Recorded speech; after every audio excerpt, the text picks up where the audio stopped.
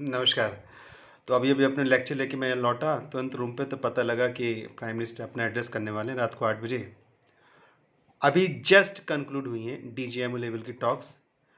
India की तरफ से और पाकिस्तान की तरफ से टेलीफ़ोनिक कन्वर्सेशन हुआ है। उस टेलीफ़ोनिक कन्वर्सेशन के आधार पर जस्ट अभी-अभी डीजीएमओ लेवल की जो टॉक है वो कंक्लूड हुई है। यानी कि जब तक ये वीडियो आपके पास पहुँचेगा टाइमिंग के अनुसार, आप 10 से 15 मिनट का समय मान के चलिए। इससे पहले क्या हुआ है? तो इससे पहले जो इंडिया के डीजीएमओ मिलिट्री ऑपरेशंस थे, उन तीनों का एक प्रेस कॉन्फ्रेंस हुआ है, जहाँ पे पाकिस्तान को बहुत सीधी चेतावनी काव्य के माध्यम से दी गई है। यानी कि तीनों ने बहुत अच्छी तरीके से पाकिस्तान को समझाया भी है और उससे महत्वपूर्ण क्या हुआ है कि भारत के लोगों को और वैश्विक समुदाय को एक बहुत अच्छा संदेश भी दिया गया है कि वास्तव में अब भारत क्या सोचता है। तो ये 2 प्रमुख घटनाक्रम हुए। हम इस विषय पे आ रहे हैं कि रात को 8 बजे प्रधानमंत्री का संबोधन है। प्रधानमंत्री आज देश को संबोधित कर रहे हैं। अच्छा, जिस इतिहास को हमने अभी तक देखा है, उस इतिहास के अनुसार प्रधानमंत्री ने जब-जब देश को संबोधित करा है, तो वो एक महत्वपूर्ण घटना, महत्वपूर्ण क्षण या महत्वपूर्ण पल रहा है।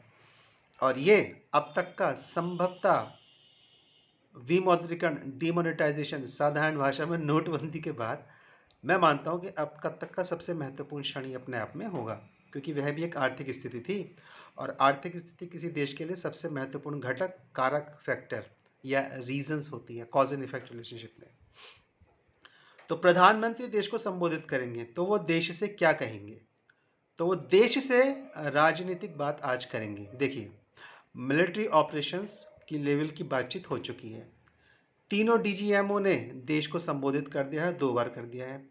और इनफैक्ट जो अपनी एयरफोर्स के जो मिलिट्री ऑपरेशनर हैं, उन्होंने तो बहुत अच्छी तरीके से देश को समझाया है।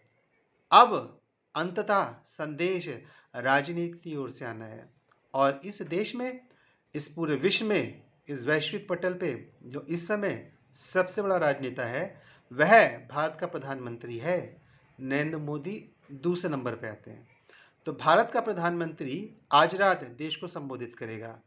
तो राजनीतिक क्षेत्र से, सबसे बड़े क्षेत्र से, सबसे बड़े क्षेत्र का व्यक्ति संदेश देगा और इस संदेश में वह देश को बताएंगे और समझाएंगे हमने किस स्तर पर युद्ध लड़ा और किन परिस्थितियों में अभी हम अल्पकालीन समय के लिए इस युद्ध विराम में आए हैं।